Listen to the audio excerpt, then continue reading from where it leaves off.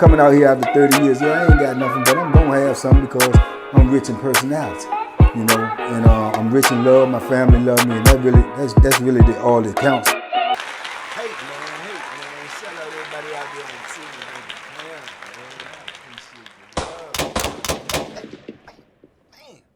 I appreciate the support.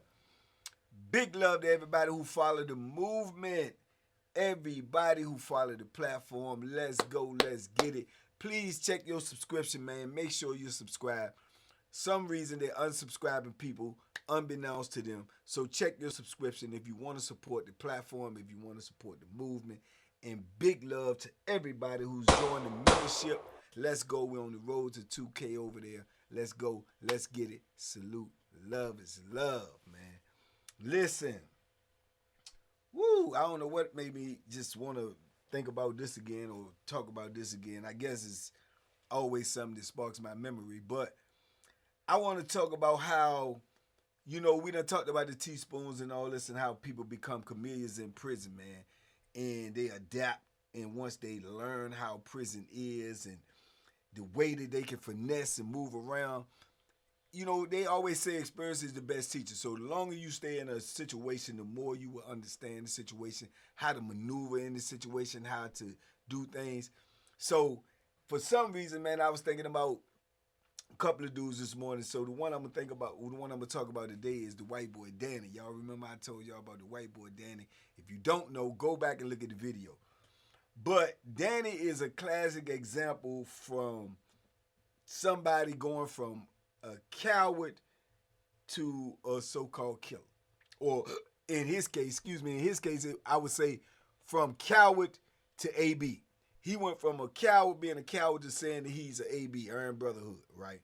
Which in my mind is more like, you know, he said he an AB, I'm more like a C and D. He was a coward in disguise. Yeah, he said he's an AB though. Yeah, more like a C and D, coward in disguise. But in any event, I can remember, like I say, way back on Power 10 in the late 90s, man, when I was with, you know, Danny, and he was young then, man. He was young. He was thin. He had the long, dumb haircut, a mullet, you know what I'm saying? You know, low on the sides, a little bit, whatever you call it, bangs in the front and long in the back, right? Real live, you know, get your damn Bama. You did? But he had this type of personality where he always wanted to be in something because he always tried to hustle. He always tried to run little parlay tickets, the smallest ones you could run, trying to flip money, do a little, you know, quarter boards and stuff. Like, he always tried to hustle. I will give him that. But he was so young and he was so small and scary that even the white boys that was around him, and he had some thorough white boys that was around him. It was some thorough white boys on Power 10. I'm telling them, yeah, some of them boys that, yeah, you got to get them above you because they go hard, you know. And they used to carry him like, you know, like he was on the verge of, they was trying to turn him out, but he would always play it off like, man, stop. They feel him all on the ham pots and stuff. Man, you better, but they knew he wouldn't fight. You know, they knew he was nervous perfect. They get in the shower with him and horseplay with him in the shower. Who horseplays in the shower, man? When you bucketed naked. And Danny used to get in there with his little boxers on and try to wash off through the boxers, and they used to try to pull his little boxers off. You see what I'm saying? So he doing all of this, and he not fighting. So you got the real live predators. They joking and playing with him, but they see something in him as well. But you got the real live predators that's watching that, and they thinking that he good for the taking. You know what I'm saying? And as I told y'all in the other videos about Danny, Danny had a sleep disorder. He had a real bad sleep disorder. That's one of the worst things you can have in prison, man. If you got a sleep disorder, man, and I'm talking about like he sleep hard. Like y'all just seen the little clip with me up on King. You can literally do Danny like that. He wouldn't wake up. They used to be on him, man. I'm talking about banging on his door, open his door when count time and go in there and had to touch him to wake him up because he wouldn't wake up. He sleep really, really hard. And in the penitentiary, that is detrimental to you. You understand me?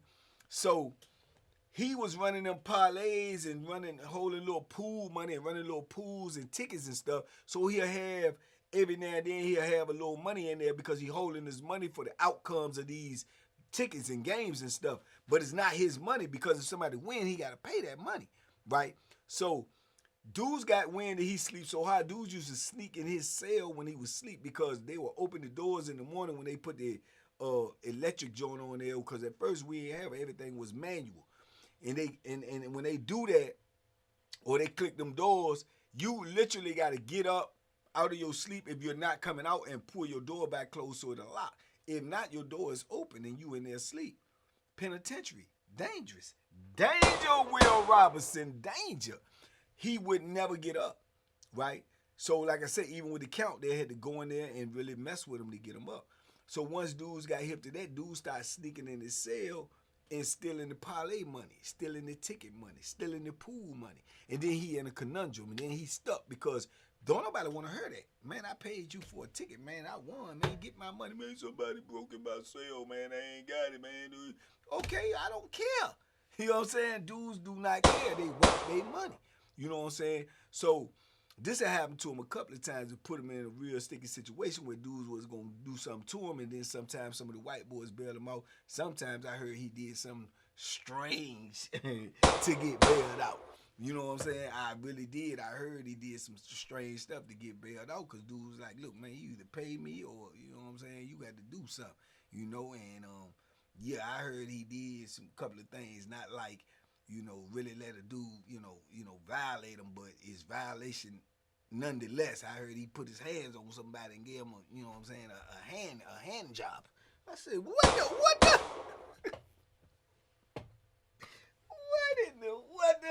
So that started leaking out to a couple of dudes, and then dudes is really, the predators is really on the prey on them now, right? So I spoke about this dude before too. Y'all heard this dude named Plaque, right? And Plaque was like one of them ones, man. Plaque, like, he gonna do what he wanna do if he wanna do it. It depends on how he feel like doing it. He just crazy. He'll put pressure on them boys. I told y'all that time I had the dude that was paying, you know, for protection, and Plaque was down on him trying to get him. And Plaque would do freaky deaky stuff, man. He was a freak bammer, man, for real. Plaque not only would be gunning the bras, and he's subject to go to jail for pulling out and gunning on the bras, the CO female bras. He would also get in that shower beside them little white boys and stuff like that, and be gunning in front of them, trying to entice them or trying to intimidate them to, you know, to do something strange. He would do that, and he would pressure them jokers in. I mean, he would go in their cells and pull the door closed and be right in there with him and do it. I'm telling you, bro, dudes in penitentiary is, man, he was one of them ones, right? And he had a little, you know what I'm saying, and he will pop off, you know. So it was a sticky situation when you dealing with a dude like Plaque, because like I say, he marched to his own beat, you know what I'm saying? He don't care what you say. And he don't care, you know what I'm saying, who know what he do. He gonna do what he do. You know what I'm saying? And he got wind. He was in the party at the time, so he get wind of Danny in there sleeping and all hard and stuff. And he see the dudes playing that little sex play with him and stuff, touching him and stuff. And he, man, y'all better stop and all, you know, what? Man, that's pick the Bethlehem up and go to work material. It ain't no joking like that when nobody feeling all on your butt and all this. They testing you, man. You supposed to go get that and just go to work, man. You know what I'm saying? So Plaque got hip to that, so Plaque started sneaking in his cell early in the morning when dudes was going to breakfast, because Danny ain't getting up for breakfast or nothing either. So Plaque was going up in that joint, closing the door, putting the curtain up, and peeling the covers back on that joker, handing his little cheeks out and looking at his cheeks and whacking off. What?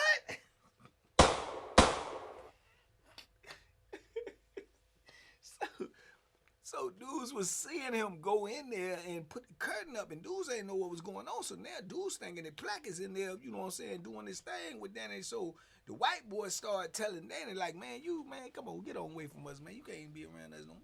What you ain't? You in there doing, you freaking, man. You somebody boy. So Danny like, ain't nobody boy, what you talking about? And they said, man, be going in your cell, man. Y'all be handing the curtain up. Don't nobody be in my cell. Don't have no curtain up. Because he sleep. He don't know. You know what I'm saying? So I guess one day he listening to all that. He's scared to confront Plaque because that ain't gonna turn out good. So I guess he played possum one morning to get himself up, and he catch Plaque coming in there, and Plaque get to doing what he doing, and he laying there like Stevie. He look up and see Plaque with his thing out and doing what he doing. He like, hey man, what are you doing? Hey, what? And they say Plaque just kept going, man, shut up, man, go ahead, just go back to sleep, man, relax yourself. Daddy started talking loud and screaming and everything. And Platt get up, hey, and put hands on him, and he, you know what I'm saying, but he leave though. You know what I'm saying, like keep his mouth closed, woo. So now he discombobulated. He running around trying to really recruit, you know what I'm saying, some help about what to do, and he do a little pump faking and act like he, man, somebody give me a joint, man. I'm not gonna be going for that, man. I'm gonna stab somebody, man. In the penitentiary, whenever you heard somebody say, I'm gonna stab you, they're not gonna stab you. Because if they're gonna stab you, they're not gonna tell you. They're not gonna get you prepared. They're not gonna get you ready for them. It don't work like that in the penitentiary. You have to shoot for 100% success. If you tell somebody that you're coming, then I'm quite sure any human being is gonna put up some type of resistance. So 100% victory is not guaranteed.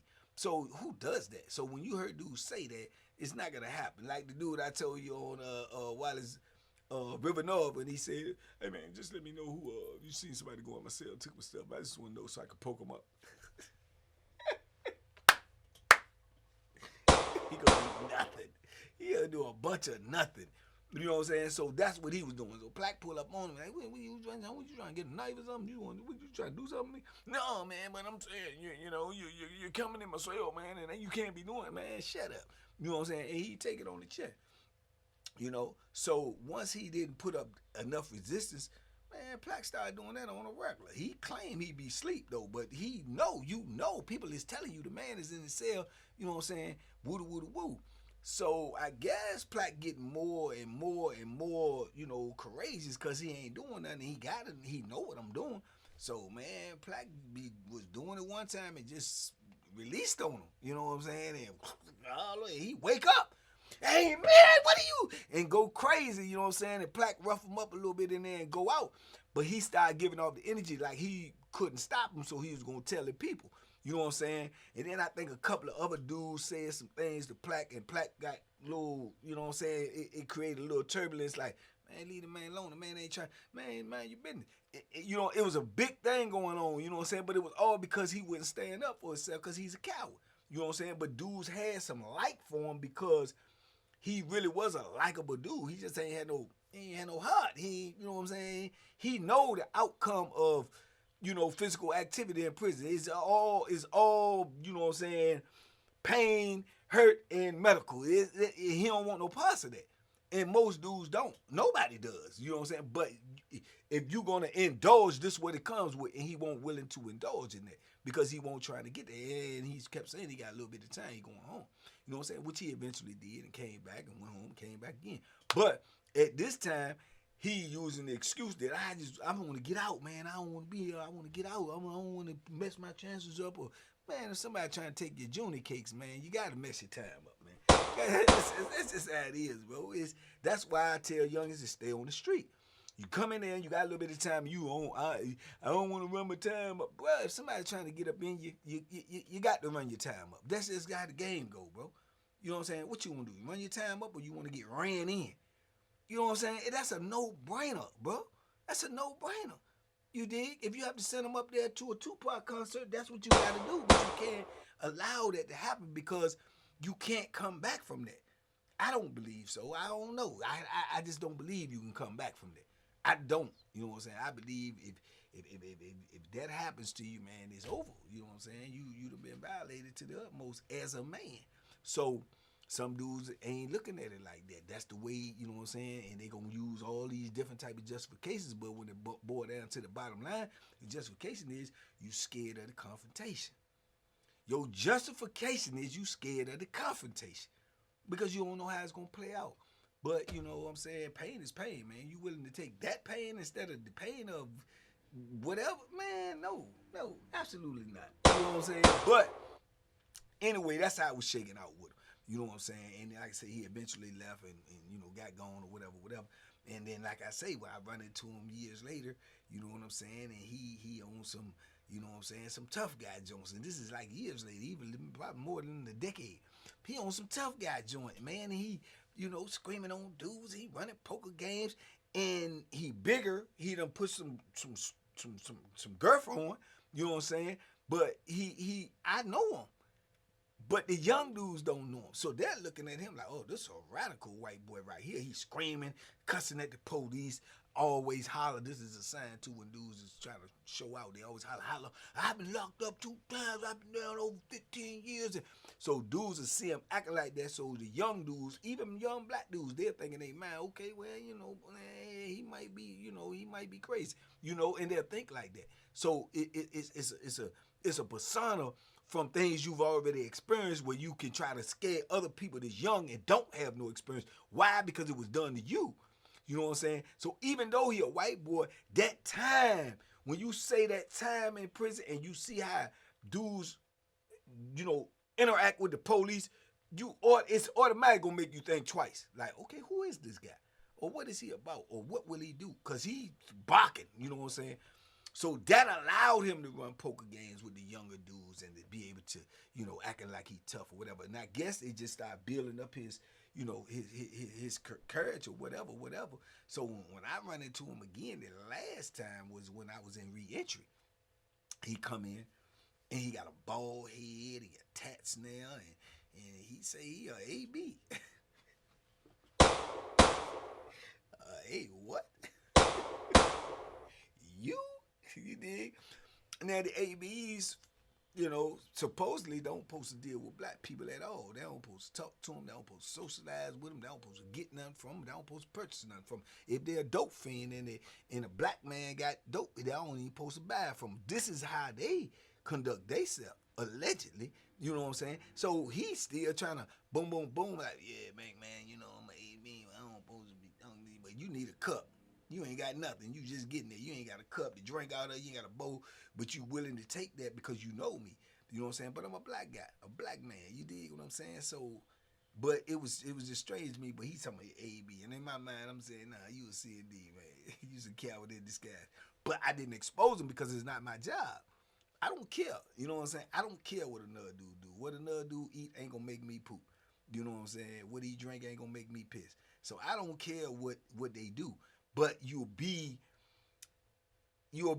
with this knowledge, you know what I'm saying? But it's what you know. And then I just watch it play out. I watch how he talk to dudes. I watch how he walking around and dudes looking at him quick. And he was quick to say he a AB. And that would put a little dude on edge because they thinking that he got a whole, clique behind him or whatever. But there won't even no more ABs on there, not to my knowledge. You know what I'm saying? And if little do they know what he done been through, you know what I'm saying? But he done been through it. And now he knows how to perpetrate a fraud of what we used to say back in the day. He perpetrating a fraud. He's a fraud. He perpetrated something that he has seen happen, something that has happened to him, something that has been, you know what I'm saying, imposed on him. He imposing it on younger people now that don't know no difference. But in my mind, he's a coward. He always was a coward, and even what you would call it, a low key boy. You know what I'm saying? Because you done played with other dudes' joints, and God knows what else you did. You know what I'm saying? Under pressure. You know what I'm saying? It don't matter. To me, it don't matter if you was under pressure or you was forced to do it, and you did it. You know what I'm saying? And you ain't get retribution for it. You ain't make nobody bleed. You ain't make nobody, don't be here no more. You ain't do that for that. I mean, you ain't gonna do that for nothing. You know what I'm saying? Yeah, what other greater justification there to be to inflict that type of injury on somebody besides what they did to you? Come on, brother. So, yeah, man, but it's a lot of dudes that I know like that, man. It's more than I care to recant. And I know when they started out, man, and I feel like with the way you start out is gonna be the way you finish. You started out and you were scary, and everybody's scared when you start your time, but it's how you gonna handle your fear. What are you gonna do when this pressure comes on you? Be it extortion, be it a threat to your manhood, be it you have to get physical. Dudes just want to rumble head up. If you're gonna answer that bell or not, that's gonna determine how you looked at, because you're not gonna be able to overcome that. He felt like he was able to overcome that, and he was to an extent because he was able to overcome it with people who don't know him. But everybody who was locked up a long time that didn't have the fortune that he had of getting out, coming back, knew you. Everybody from the farm anyway, they know you. They know what's going on with you.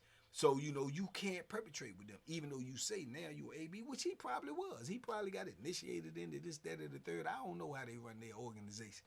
But any event, that wouldn't hold no weight in Virginia. That ain't holding no weight in no state penitentiary. Nah, no, never, nowhere. Nowhere that I've been where they got some pull. Nowhere where I've been where they got some power. Now in the feds and all this and all that, I heard they vicious. I heard they like that. I heard they well respected. Not in the state of Virginia.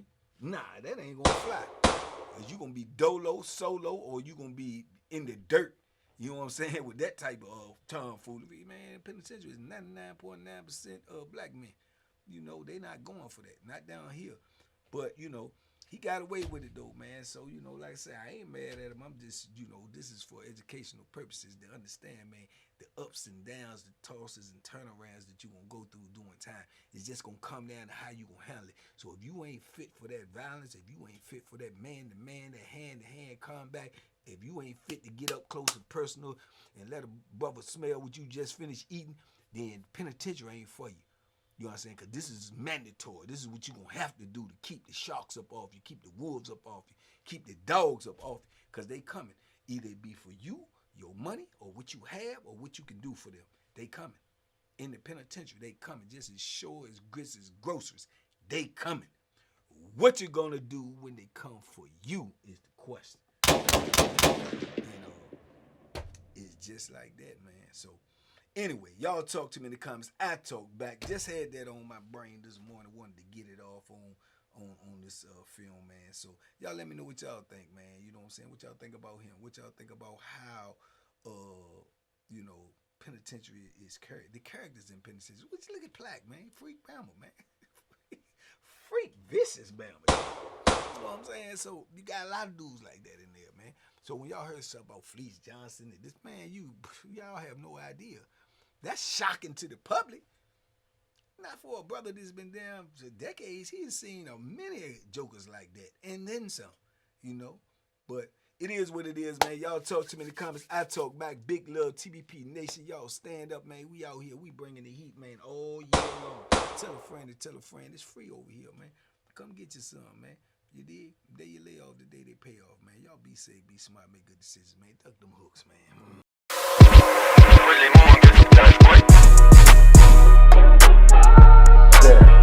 The bacon special. Yeah. Pure deliciousness. Pure deliciousness, man. My name is Banky, man. Everybody calls me Banky. That's the name that I got from my grandmother when I was young.